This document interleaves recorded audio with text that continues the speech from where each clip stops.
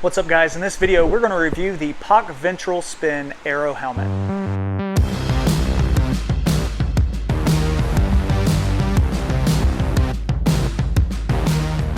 The POC Ventral Spin Aero helmet looks much different than many aero helmets out there. In this video we're going to talk about the approach that they would actually take to design this helmet and why it makes it different from other aero offerings out there.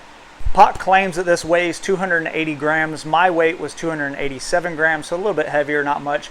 The Euro version is 230 grams, so significantly lighter for the Euro version, because in Europe you don't have to use as a dense foam to design the helmets because their testing is not as stringent, I guess, as here in the States. They do have a cradle on the back that you can see here where you can move the cradle up and down. Right now I have it in the lowest position. And this right here, you can actually see where it moves. And what you do is you basically take it and then you slide it. You got to push it down and then it slides down into these other positions here. And then there you go. So I only did one side, but you can see where it is there. It looks like it's about a 20-30 millimeter change in height that you can do with that. It doesn't go down as low as some other offerings out there. I do wish the cradle would go down just a little bit further, but it's not horrible. Now it does have these eyeglass dock stations right here with a little bit of a grippy section here. It actually grips really well. I have found though that more like square glasses fit good in this helmet. When you have a helmet, or I should say when you have glasses that are more rounded, like some like my Tofosi sledge glasses, they don't fit well. It's like they go in but then they want to kind of spring out. So if you have a square, like a more classic style glasses, that will actually sit inside the helmet much better. Now POC has what is called spin, and this is essentially their padding here is designed, it's like almost like a gel type material inside there, and it's designed to actually spin, and like when you hit the ground it allows the helmet to rotate around your head so that your brain doesn't take the impact. This is basically POC's take on the MIPS setup. You know, MIPS, they actually have a liner, or they used to have a liner that you would use and it would just block all your airflow and it'd be really hot. So what POC has done is they've basically taken it and moved it all to the padding, which is great. Now MIPS has done this as well. They have a new type of MIPS system here that essentially is much like this, which I am all for. I like it where you can actually have some airflow, and it works well there. It kind of reminds me of that, like a gel pad on some of those like cheap seats you buy from the Walmart or something. Once again, they have a dial here, just like normal. You know, basically one way tightens it, the other way loosens it, and it cinches down really nicely. It's even all over. It doesn't have any pressure points there. Now the reason why this helmet really intrigued me is because I live in Florida. It gets really hot in the summer. Summertime is really when I do all my road group riding, where the speeds are a little bit higher, but at the same time you also want some ventilation because it does get so hot.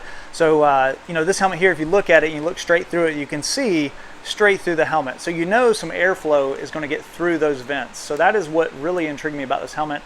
So obviously the first thing when you see this helmet, it looks much different from other aero helmets. One, the profile is a little bit wider and bigger.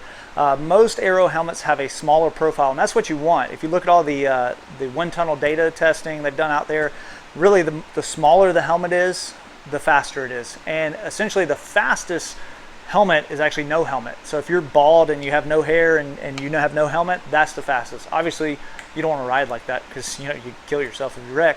But POC has basically taken that information and they thought, hey, instead of taking the helmet and making it as small as possible, which obviously makes it super hot on your head, let's make it where the air can get into the helmet and essentially get around that small head.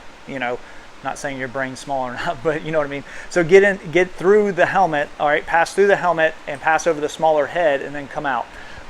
That's the idea. The only problem with that, I would say, is that if like you have a head full of hair or something like that, then you probably won't see much benefit going to this type of aero helmet because once again your hair is going to block all that air anyway. So as far as the idea behind it, I'm not sure. I don't have a wind tunnel to test it, but that is essentially what they're trying to do with this helmet.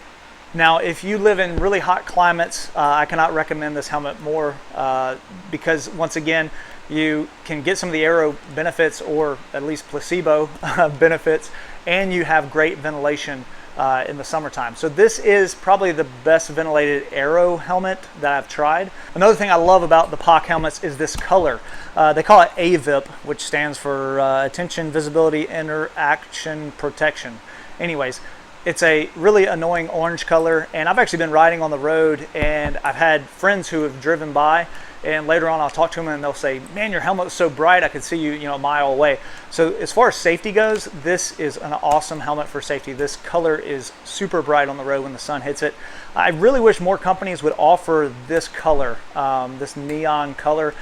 Even if it doesn't match your kit or whatever it may be, at least you're safe when you're training out on the roads.